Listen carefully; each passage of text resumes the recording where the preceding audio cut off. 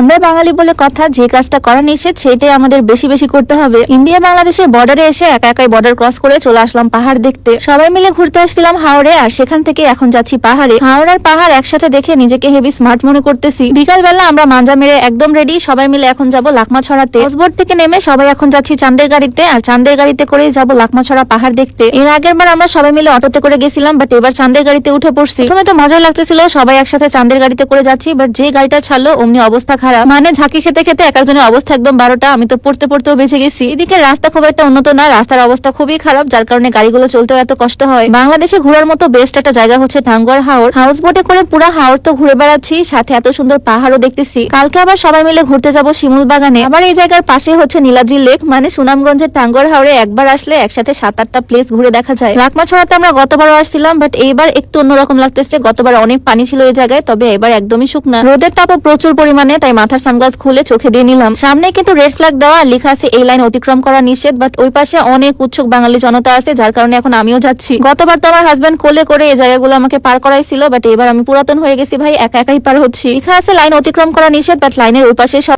সুন্দর ভিডিওটা নষ্ট করে দিল, তাই ভাবলাম আরেকটা সুন্দর ভিডিও বানাই। এইবার বলো এই ভিডিওটা কেমন লাগতেছে? আজকে মনে হচ্ছে সকাল থেকে সব উল্টাপাল্টা কাজই আমি করতেছি। এবার পানির লেভেলটা অনেক কম, মানে একদম হালকা পানি, তবে প্রেম করতে করতে আমার আইফোনের 5S জুমটা আজকে আমি কাজে লাগালাম। প্রথমে তো আমি ফাঁকা জায়গায় একা একা এপাশে আসছিলাম, বাট এখন দেখি মানুষ একদম ভরে গেছে, কারণ এই জায়গার পানি নাকি খাওয়া যাচ্ছে। পাহাড় থেকে নেমে আসা পরিষ্কার পানি সবাই খাচ্ছে। তবে যত যাই হোক, গত বছর এটা সৌন্দর্য আরো বেশি ছিল। বৃষ্টি হলে হয়তো পানি আরো বেশি হবে, তখন আরো সুন্দর লাগবে। আজকে একদমই বৃষ্টি হয়নি, খুবই রোদ আর গরম। তবে আজ আমার ছবি ভিডিও খুবই সুন্দর আসছে, খুবই সুন্দর কালারফুল একটা বোরখা পরে আসছে। এটা আমার খুবই পছন্দের একটা আউটফিট, ওয়ান পার্টের একটা শার্ট, প্রিন্টটাও খুবই সুন্দর, সাথে ম্যাচিং একটা লং হিজাব তো থাকছে পিঙ্কের মধ্যে। খুবই সুন্দর একটা আবায়া, একদম কমফোর্টেবল, যেহেতু ওয়ান পার্ট। এটা তোমার সূচনা স্যার হাউস ফেসবুক পেজ থেকে পেয়ে যাবা, পেজটা আমি ডেসক্রিপশনে মেনশন করে দিব। এই জায়গায় আমরা অনেকক্ষণ ঘুরে বেড়ালাম, আর এখন আবার হাউস বোটে ব্যাক করবো, সেজন্য বাইকে উঠে পড়লাম 3 জন মিলে একটা বাইকে। আর বাইকে ওঠার পর আমার মনে হচ্ছে একদম কোমর ঘাড় ভেঙে যাচ্ছে, এত পরিমাণে বাজে এই রাস্তা। আর ওনারা খুবই প্রফেশনাল, তাই এই রাস্তার মধ্যে দিয়েও খুব স্পিডে চালিয়ে যাচ্ছে। তবে বারবার ঝাঁকি আর বাড়ি খেতে খেতে আমার একদম কোমর ব্যথা হয়ে গেল। পাশে এই জায়গাটাতে হচ্ছে নীলাদ্রি লেক, তবে নীলাদ্রি লেকে আমি এর আগেও গেছি, আর এখন আমার একদম কোমর ব্যথা হয়ে গেছে, তাই যাবো না। তোমরা যারা এখানে আসবে, তোমরা চাইলে বিকাল টাইমে লাকমাছড়া আর নীলাদ্রি লেক একসাথে ঘুরে দেখতে পারো। আর সারা রাত আমাদের হাউস বোটটা এই ঘাটেই থাকবে। সকালবেলা আবার এখান থেকে বোট ছাড়বে, সরাসরি সকালবেলা আমরা চলে যাব শিমুল বাগানে। সন্ধ্যাবেলাটা আমি ছাদেই বসে বসে এনজয় করতেছি, আর সন্ধ্যায় আমাদের নাস্তা চলে আসলো পাস্তা।